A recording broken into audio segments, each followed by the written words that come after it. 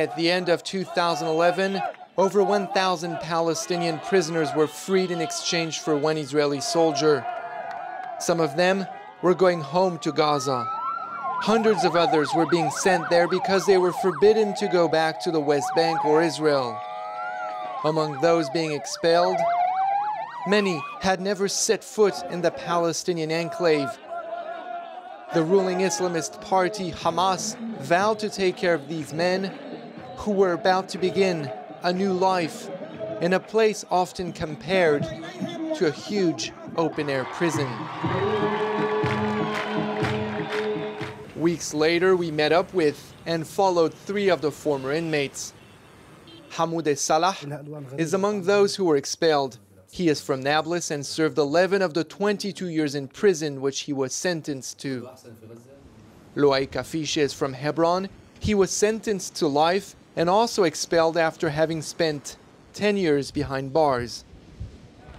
Mohamed Abu Ataya is back in his neighborhood where people call him the Butcher of Spies. He received 17 life sentences. Pictures of Mohammed adorn the walls around the building in which his entire family lives. His brothers are proud to show us around the brand new apartment they began building for him when they learned of his imminent release. When Mohammed arrives to check on the work, he enjoys every detail of his future home.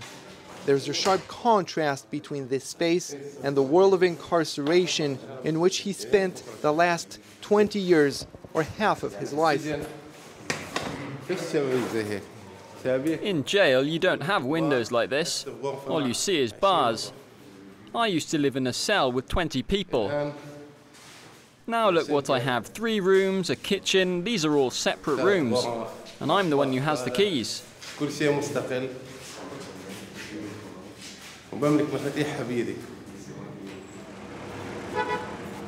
Mohammed is known as the Butcher of Spies because he killed Palestinians accused of collaborating with Israel. Today he's off to shop for couches and curtains. He is accompanied by a woman whom he was introduced to and whom he liked. He will soon be marrying her.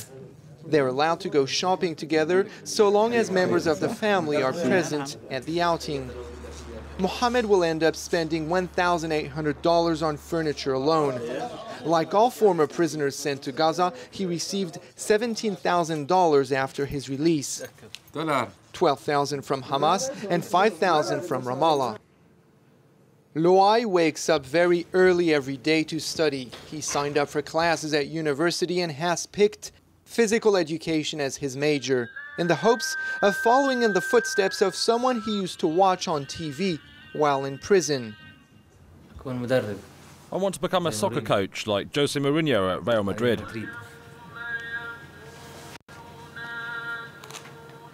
Like many former prisoners, Loai wants to quickly make up for the time he lost in jail.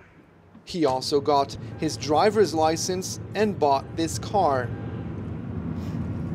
See that? I was doing about 160. In Hebron, maybe you can go at 120, 150 at best. Originally from Hebron in the West Bank, he is discovering Gaza along with its seafront. I'd never seen the sea in my entire life. Out here, the sea's beautiful. All former inmates must get registered at the Ministry of Prisoners. They receive a salary from the Palestinian Authority during their incarceration and after their release. I just need a little bit of information about you. Day of arrest, day you entered prison, and day of your release. Hamoudeh's salary will be determined by the nature of his activities while he was a fighter and also indexed on the number of years he spent behind bars. In the end, he will be paid 600 euros per month, money which he says he will invest. He likes this location, which he wants to turn into a coffee shop. It will need some work, but he's already imagining what it's going to look like. Over here, we'll put the ladies. The spaces will be separated by something as thick as this. And over here, we'll put the guys. Several weeks later, it's the big night for Mohammed. He has invited hundreds of guests to his Bedouin-style wedding.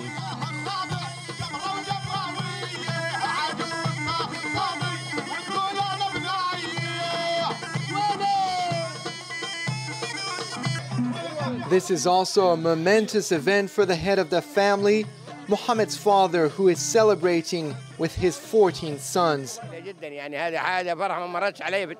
I have never experienced such happiness. First my son was released from jail, then he went to Mecca, and I am marrying him.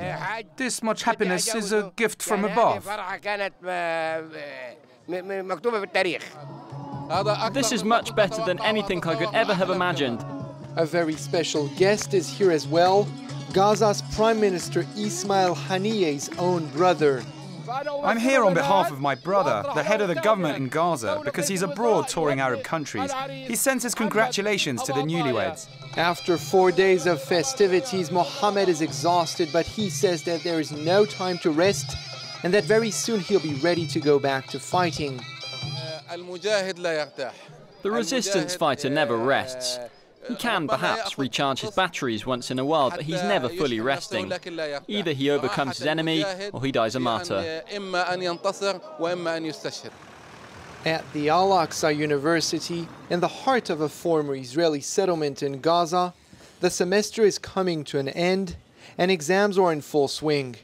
Loai is focused. He's 10 years older on average than most of the students around him, most of whom are busy cheating, trying to get answers from each other. I managed to answer 20 of the questions. That's not bad. I don't need to look left and right. It's not a big problem if I don't know every answer. Moreover, cheating's a sin in our religion. Our prophet, Muhammad, peace be upon him, says that he who cheats is not one of us. The room is small and everyone is under close watch, but Loai still feels very far from jail here. Being in prison's like not being able to breathe. In prison you don't see people around you like here. Here, once you're done with the exam, you're free to leave. That's not the case in jail.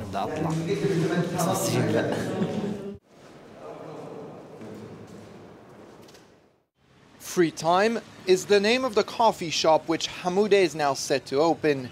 Hamas's Deputy Minister for Prisoner Affairs is the guest of honor. Hamoudeh begins by showing off his specialty drink. It's called a West Bank cocktail. It's the first time anyone has done this in Gaza. Hamas officials say they're here to show support for the former prisoner turned coffee shop owner. They sacrificed the most beautiful thing, which is freedom. We will stand by whomever makes the sacrifice for the independence of our country until the end of time.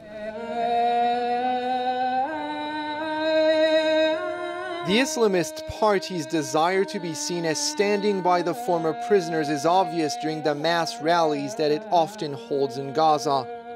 Giving them front row seats is a way for Hamas to continue reaping the fruits of what it considers to be one of its biggest victories over Israel. What's your party? Hamas! For years we could only see bits of these celebrations on TV. And now, thank God, we're here with our people. We are participating with our brothers from the party, with its members, with its supporters, and with all our people for whom this is like a big Palestinian wedding. When Ismail Haniyeh takes to the stand, he tells Gazans that Hamas is still in favor of armed resistance and will never recognize Israel. A strong show of unity, which does not reflect the different views that some of the former inmates hold on the issue.